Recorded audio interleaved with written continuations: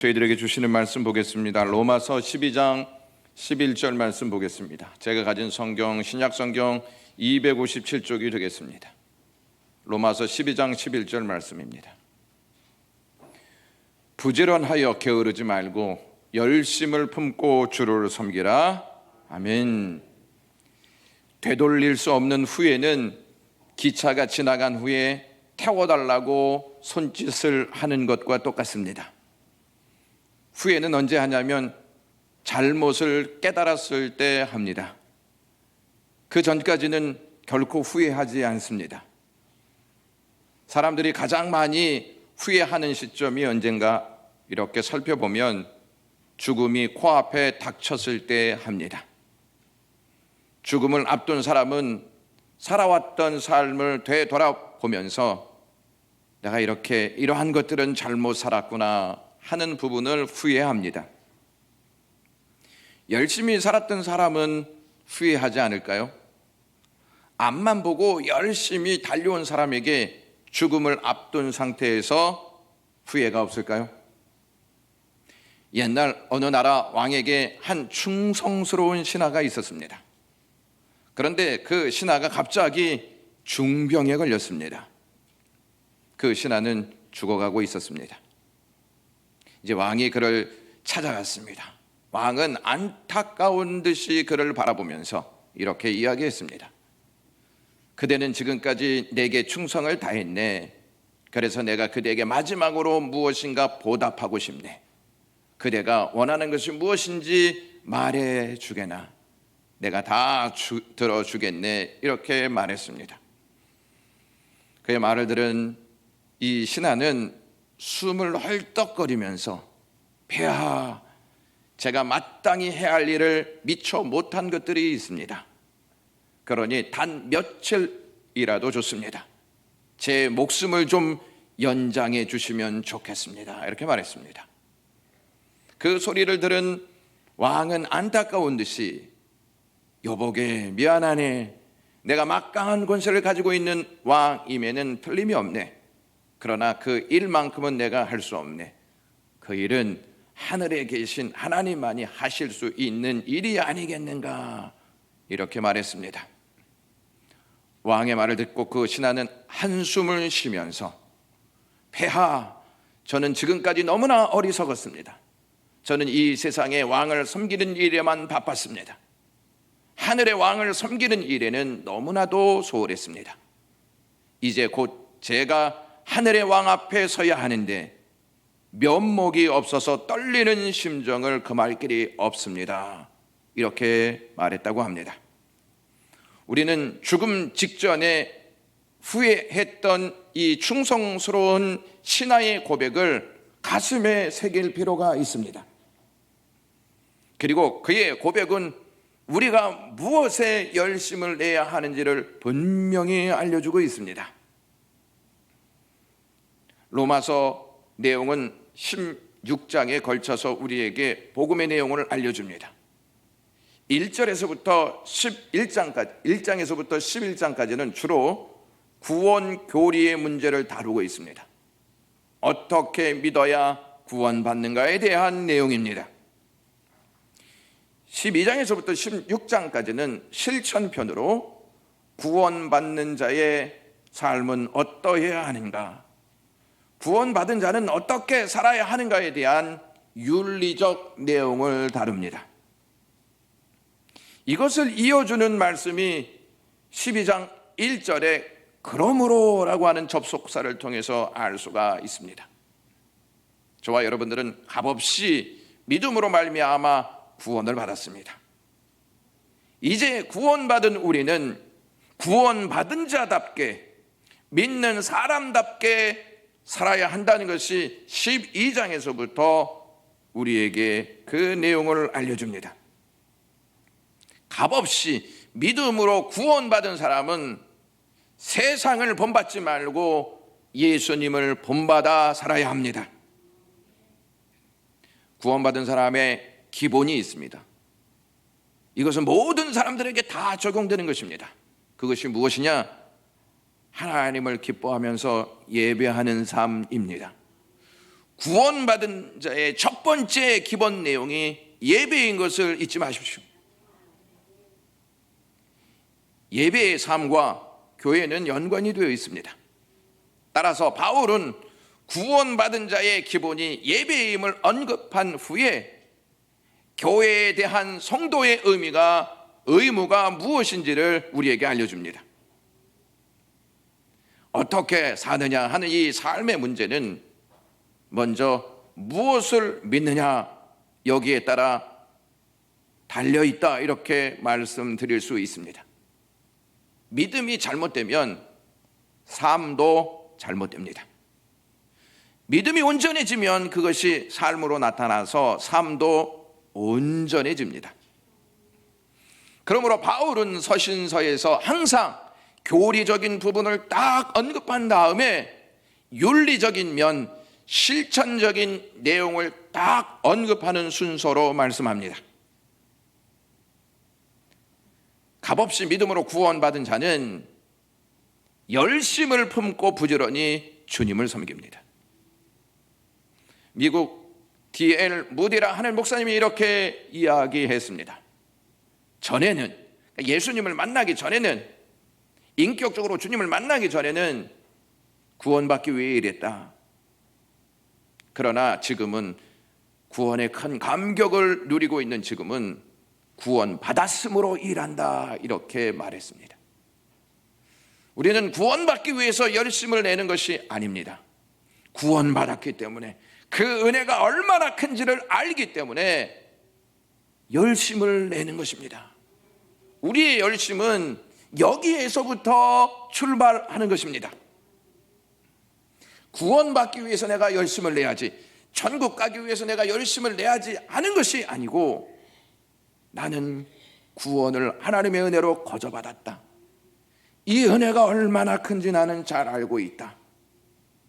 이것이 너무 감사해서 열심을 낸다는 말씀입니다. 주님의 은혜로 구원받은 우리는 주님을 섬기는데 열심을 품고 부지런히 섬겨야 합니다. 바울은 주님을 섬기는 데 있어서 열심을 품으라고 말씀합니다.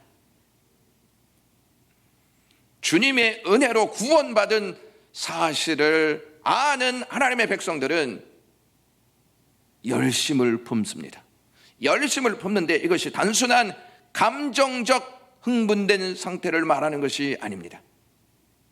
이거는 영적인 열정을 계속 유지하라는 말씀입니다. 경건한 열망을 계속 가지라는 말씀입니다. 경건한 열망, 경건한 능력이 이 안에 있을 때에 그것이 열정으로 나타나 하나님을 섬기게 됩니다. 영적 열정이 없이도 하나님을 얼마든지 예배할 수 있습니다. 기도할 수 있습니다. 봉사할 수 있습니다. 전도할 수 있습니다. 그런데 그것을 하나님은 받으시느냐 하는 질문을 해보셔야 합니다. 여기 열심을 품고 주를 섬기라 말씀하고 있는데, 열심을 품고 이 말은 성령을 뜻하는 푸뉴마와 물이 끓듯 열정적이다 하는 뜻의 제오라고 하는 낱말이 같이 합쳐져서 성령의 뜨거운 열정을 가지라는 말씀입니다. 우리가 성령을 구하지 아니하면 성령으로 뜨거운 열정을 우리 안에 간직할 수가 없습니다. 에레미야 선지자가 이스라엘 백성들을 향하여 자기의 마음을 토로하였습니다. 에레미야 20장 9절 말씀에 나의 중심이 불붙는 것 같아서 골수에 사무치니 답답하여 견딜 수 없나이다. 에레미야 선지자는 성령의 뜨거운 열정을 갖고 있었습니다. 그래서 이 뜨거운 열정을 하나님 앞에 헌신된 삶으로 드렸습니다. 표준 새 번역 성경에서는 이렇게 나옵니다. 성령으로 뜨거워진 마음으로 열심을 품고 주를 섬기라, 이렇게 말씀합니다. 성령을 구하고 성령께서 주시는 그 뜨거움으로 하나님을 섬기는 역사가 저와 여러분들에게 있어야 할 줄로 믿습니다. 우리가 교회에 봉사할 때 뜨거운 마음으로 열정적으로 맡은 일들을 감당하라는 말씀을 오늘 본문에서 해주고 있습니다. 신앙생활은 열심을 떼어놓고 생각할 수가 없습니다.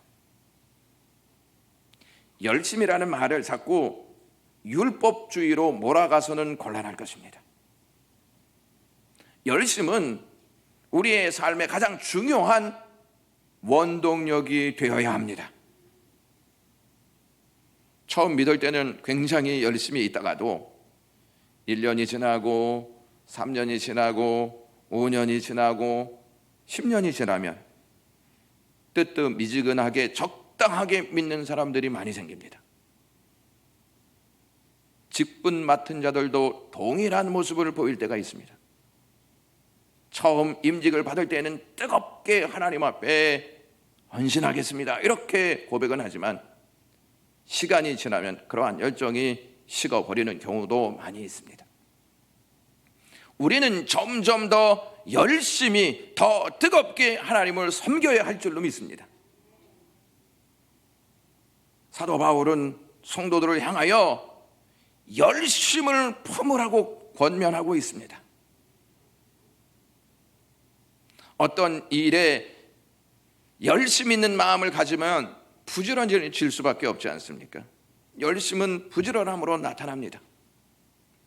교회를 향한 열심을 가지면 신앙생활이 부지런해집니다. 존 칼빈이라고 하는 목사님은 이렇게 말했습니다. 신앙에는 첫째도 열심, 둘째도 열심, 셋째도 역시 열심이다 이렇게 말했습니다. 물론 잘못된 열심도 있습니다. 잘못된 열심도 막 시간을 투자합니다. 몸을 투자합니다. 물질도 투자합니다. 여러분, 게임에 열심을 내는 사람들은 게임에 시간을 투자합니다. 물질도 투자합니다. 도박하는 사람들도 마찬가지입니다. 쾌락을 열심 있게 누리는 사람들도 마찬가지입니다. 잘못된 것에 열심을 내는 사람은 제가 서두에 언급하였던 충성스러운 신하와 같이 돌이킬 수 없는 후회를 맞이하게 됩니다. 내가 잘못된 것에 열심을 냈구나 하는 후회를 한다는 말씀입니다. 우리는 종종 이러한 말을 할 때가 있습니다. 뭐든지 열심히 믿으면 된다는 말이 우리의 입에서 종종 할 때가 있습니다. 과연 맞다고 생각하십니까? 틀린 말입니다. 제대로 믿고 제대로 된 열심을 가져야지 헛된 일에 열심을 내려 하지 않습니다. 잘못된 열심은 우리를 거짓된 것에 속게 만듭니다. 잘못된 것에 막 열심을 내지 않습니까? 그럼 우리 안에서 거짓된 것들이 계속 그것이 맞아, 그것이 너에게 유익이 있어 이렇게 유혹합니다. 바울이 자신의 동족의 구원을 간절히 바란다는 말을 하면서 로마서 10장 2절에서부터 3절에 이렇게 말합니다. 내가 증거하노니 저희가 하나님께 열심히 있으나 지식을 쫓은 것이 아니라 하나님의 의를 모르고 자기 의를 세우려고 힘써 하나님의 의를 복종치 아니하였느니라 이렇게 말합니다. 이 말씀 띄워주시고요. 저희가 열심히 하나님을 섬겼다고 말합니다. 그런데 지식을 쫓는 것이 아니고 하나님의 의를 모르고 자꾸 자기의 의를 세우고 자기의 공로를 세우는 일에 열심을 냈다는 것입니다. 그 열심은 하나님의 의를 복종치 아니하는 것이다. 이렇게 바울이 이야기합니다. 당시에 유대인들이 가졌던 지식 없는 열심, 그러니까 복음 없는 열심, 말씀 없는 열심, 자기의 의의를 세우려는 열심을 바울이 지적하였습니다. 이러한 잘못된 열심에는 조상의 전통과 유전들에 대한 열심도 있었습니다. 갈라디아서 1장 13절에서부터 14절 말씀 보시면, 내가 이전에 유대교에 있을 때에 행한 일을 너희가 들었거니와 하나님의 교회를 핍박하여 잔해하고 내가 동족 중 여러 연갑자보다 유대교를 지나치게 믿어 내 조상의 유전에 대하여 더욱 열심히 있었다, 이렇게 말합니다. 바울이요, 열정의 사람이었습니다. 예수 그리스도를 만나기 이전에는 그 열심이 잘못된 열심이었고 거짓에 속아 거짓을 따르는 열심이었다 하는 것입니다. 잘못된 열심에는 분명히 문제가 있습니다. 그런데 또 하나의 문제는 무엇이냐면, 품어야 할 열심을 갖지 않으면 그것도 문제라는 것입니다. 잘못된 열심도 문제지만 품어야 할 열심을 품지 않는 것 역시 문제라는 말씀입니다. 품어야 할 열심을 품지 않으면 게으름이 시작됩니다. 게으르다는 말은 뜨거운 영이 식었다는 뜻입니다. 식으면 식을수록 우리의 삶은 더 게으르게 되어 있습니다. 여기에서 게으르다 하는 이 말이 원문에는 근심이나 걱정 또는 부끄러운 마음으로 늑장 부리는 것, 이러한 의미가 있습니다. 다른 생각을 하다가, 세속된 생각을 하다가 계속 하나님 앞에 나오는 것을 늦장 부리는 것입니다.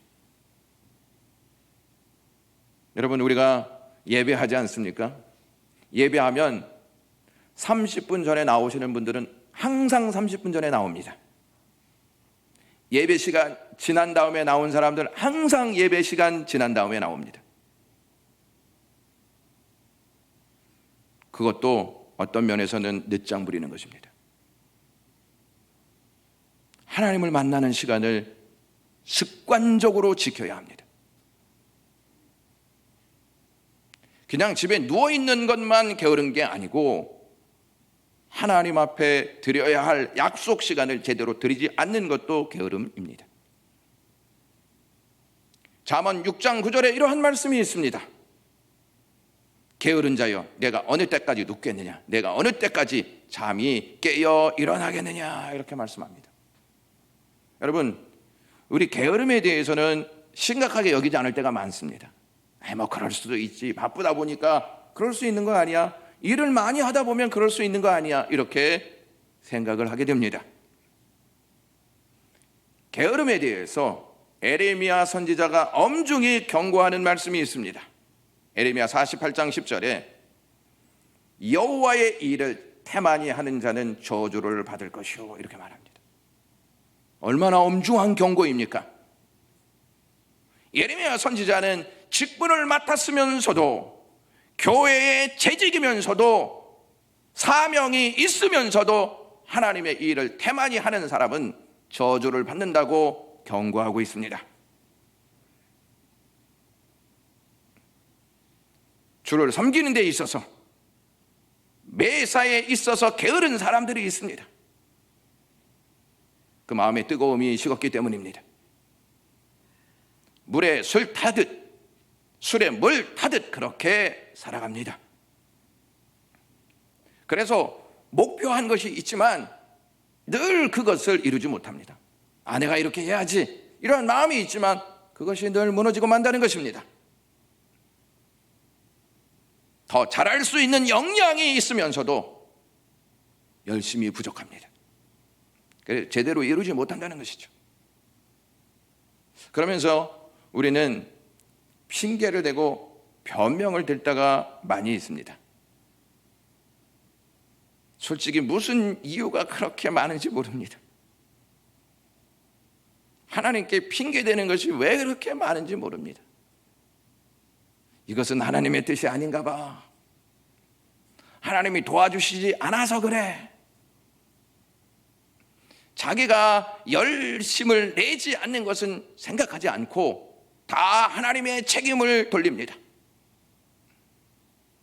이것이 잘못인 것이죠. 이러한 것들이 우리를 두르고 있다면 게으름과 치열한 싸움을 신앙에서도 계속해야 합니다. 우리 이러한 기도 많이 하지 않습니까? 영적 싸움에서 승리하게 하시옵소서. 그 영적 싸움의 내용 안에 무엇이 있습니까? 게으름이 있습니다. 게으름하고는 싸우지 않으면서 영적 싸움에서 승리하게 해달라고 기도할 때가 우리 많이 있지 않습니까? 김남준 목사님이 쓴 게으름이라고 하는 책이 있습니다.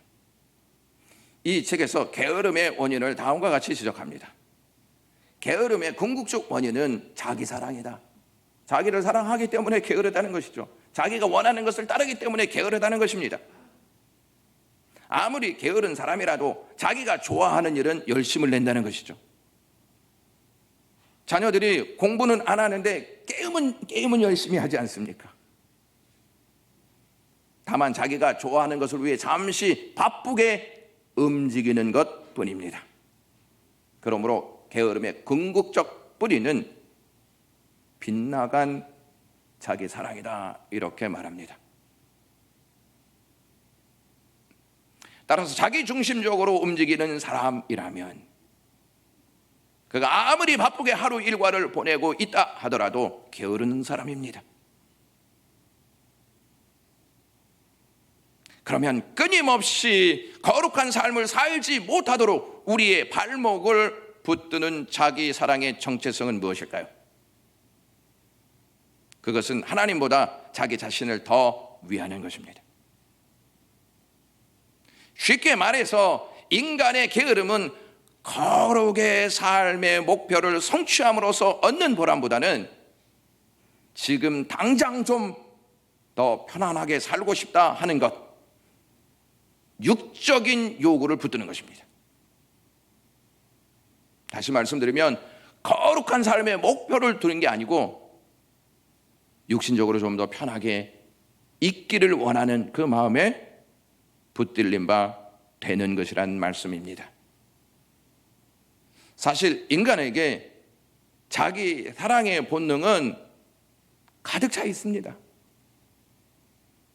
빗나간 자기 사랑은 거의 대부분 정욕을 따라 사는 삶으로 귀결됩니다. 여러분, 게으름은 두 가지 목표를 가지고 있습니다. 소극적인 것과 적극적인 것이 있습니다. 소극적인 것은 영육 간의 편안함을 이루고 싶어 하는 것입니다. 좀 더 자자, 좀 더 눕자 하는 이 편안함. 이 소극적인 목표가 만족되면 여기서 끝나는 게 아닙니다.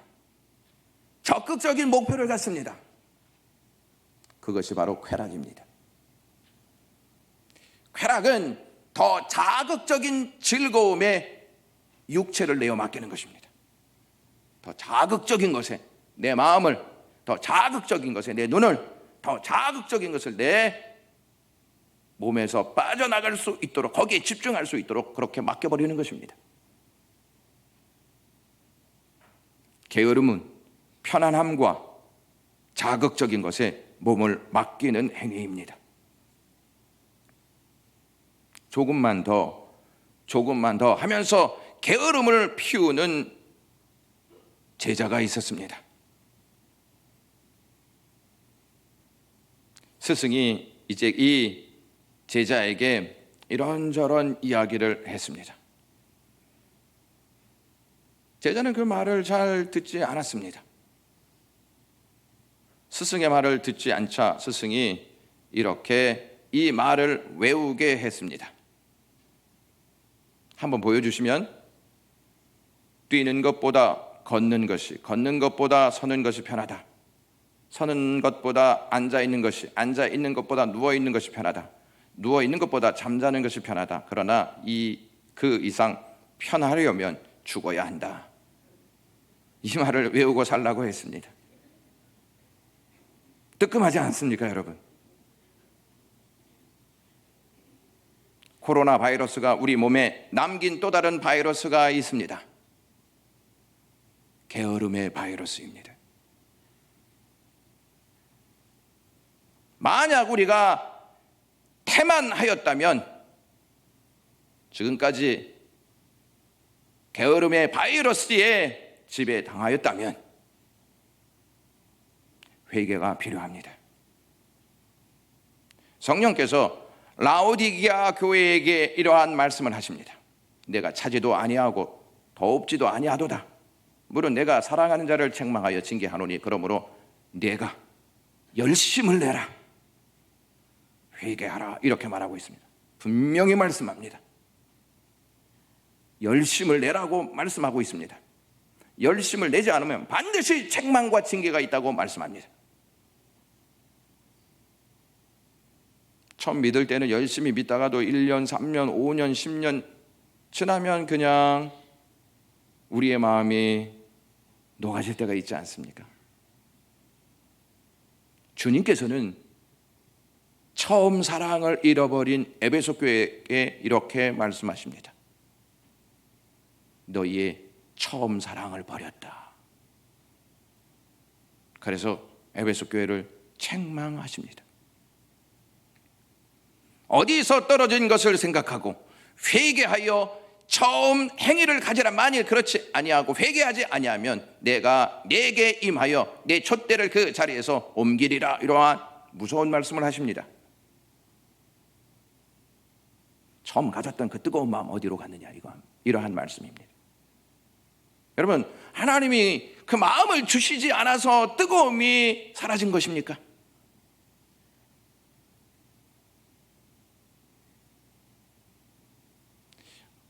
하나님께서 우리에게 열심을 내는데 그 열심이 주를 섬기라, 이러한 목표를 두게 하십니다. 주를 섬기는 데 열심을 내라, 이렇게 말씀하십니다. 여기에서 섬기다라고 하는 말이요, 둘로스라고 하는 말인데요, 종이라는 뜻입니다. 이 말씀은 종과 같이 하나님을 섬기라는 말입니다. 여러분, 역으로 생각하셔서 주인이 말했는데 종이 막 게으름 피웁니다. 종이 그렇게 할 수 있는 자격이 있습니까? 주인이 시키면 다 해야 하는 것이 종의 모습입니다. 주인님, 3시간만 더 자겠습니다. 3시간만 더 놀다 오겠습니다. 1년 여행 갔다 오겠습니다. 좀 참아주십시오. 다른 사람을 좀 시키십시오. 왜 나만 시키십니까? 이렇게 종이 말할 수 있습니까? 주님이 우리에게 시키면 나 같은 사람에게 이것을 시켰구나, 그 많은 사람 중에 나에게 이것을 시켰구나, 오히려 감사해야 하는 것이 아니겠습니까?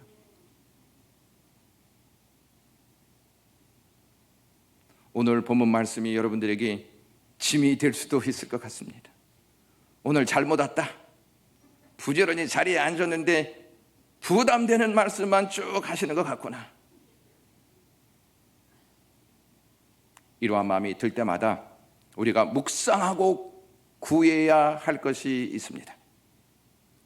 로마서 12장 1절 말씀에 바울이 하나님의 자비하심으로 권하노니, 이렇게 말합니다.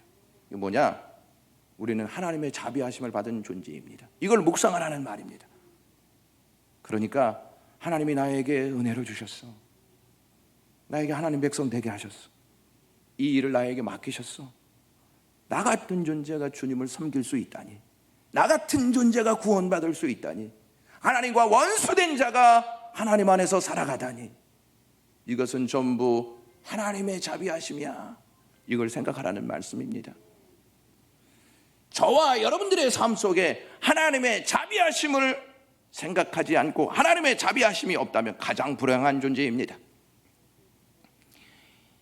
하나님의 자비하심을 확인하고 싶으십니까? 나를 향한 하나님의 자비하심을 보고 싶으십니까? 십자가를 보시면 역력히 보일 것입니다. 우리가 구원받고 하나님의 자녀가 된 것은 하나님의 자비하심의 은혜, 십자가를 통하여 아들을 주신 은혜를 통하여 알 수가 있습니다. 바울은 원래 되게 열심히 있는 사람이었습니다. 근데 예수님을 만나고 보니 잘못된 열심을 가지고 있었던 거예요. 그래서 이제 잘못된 열심을 다 바꿉니다. 그리고 하나님께 열심을 냅니다. 하나님께 열심을 내는 이 동기가요, 무엇이냐면 자기의 공로를 세우기 위한 것이 아니었습니다. 박해한 나를, 예수 그리스도께 박해한 나를 자비하심으로 받아주시고 주의 일을 할 수 있게끔 하나님이 나에게 열심을 내셨다. 하나님의 열심 때문에 내가 열심을 갖는 것이 맞다, 이렇게 생각했습니다.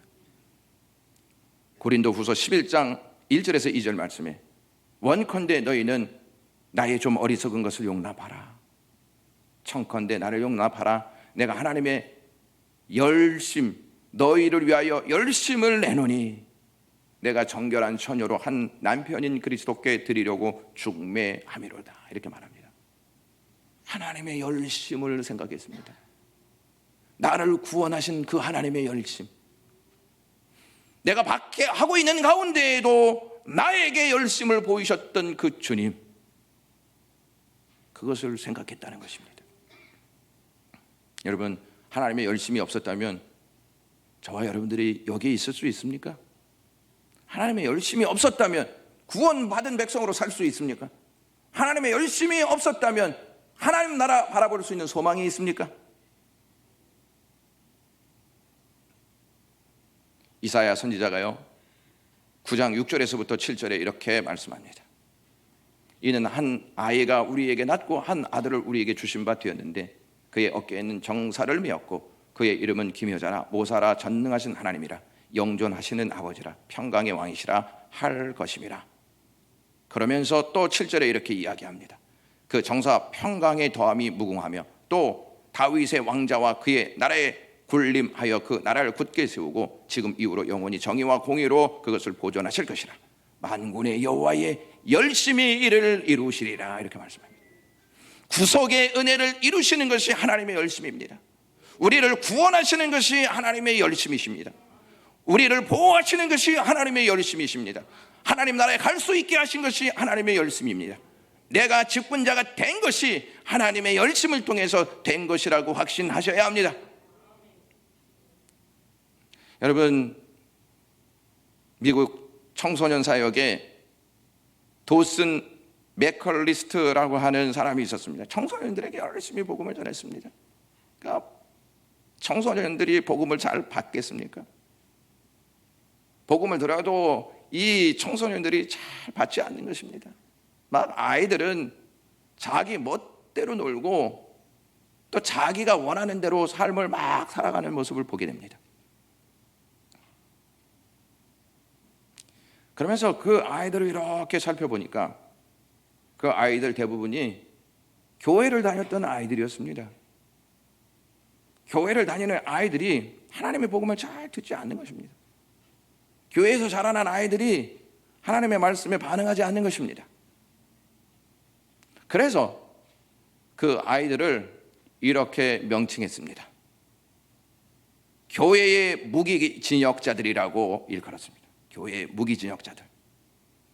무엇입니까? 자랄 때도 교회에서 삽니다. 영유아부도, 유치부도, 유년부도, 초등부도, 학생부도, 대학부도 딱 거칩니다. 거치면서 복음을 잘 받지 않습니다. 교회에 갇혀서 사는 것이죠. 그래서 무기진역자들이다, 이렇게 말하는 것입니다. 얼마나 힘들겠습니까, 이 아이들이. 근데 꼭 이 아이들만 교회의 무기진역자들이라고 말할 수 있겠습니까? 혹시 우리들도 그러한 모습을 갖고 있지는 않습니까? 매일 복음을 들어도, 매일 하나님의 말씀이 전해져도 변화되는 게 하나도 없습니다. 그냥 갇혀서 사는 것이죠. 왜 그런지 아십니까? 하나님의 마음을 잘 모르기 때문에 그렇습니다. 하나님이 우리를 사랑하시는 그 마음을 잘 모르기 때문에 그렇습니다. 하나님의 마음을 잘 안다면 예배에 늦을 수 있겠습니까? 하나님의 마음을 잘 안다면 게으를 수 있겠습니까? 하나님의 마음을 잘 안다면 태만한 직분자들이 될 수 있겠습니까? 만약 여러분 하나님이 게으르셨다면, 하나님이 태만하셨다면, 하나님이 무관심하셨다면 저와 여러분들 이 자리에 나와서 예배할 수 있고 직분자들 될 수가 있겠습니까? 어느 권사님께서 이제 남편 없이 외아들을 길렀습니다. 근데 그 아들이 느닷없이 중동 땅에 선교사가 되겠다 이렇게 고백했습니다. 그러니까 이 어머니가 가슴이 막 철렁하였습니다. 아들 보고 살았는데 아들이 떠난다고 하니까 얼마나 마음이 아프겠습니까? 울면서 제발 아들의 마음을 돌이켜 주시옵소서 이렇게 기도했습니다. 그냥 같이 살게 해 주십시오 이렇게 기도했습니다. 그렇게 기도하다가 자신이 하나님을 믿고 사는 것이 아니라 아들을 믿고 살았구나 하는 것을 깨닫게 되었습니다.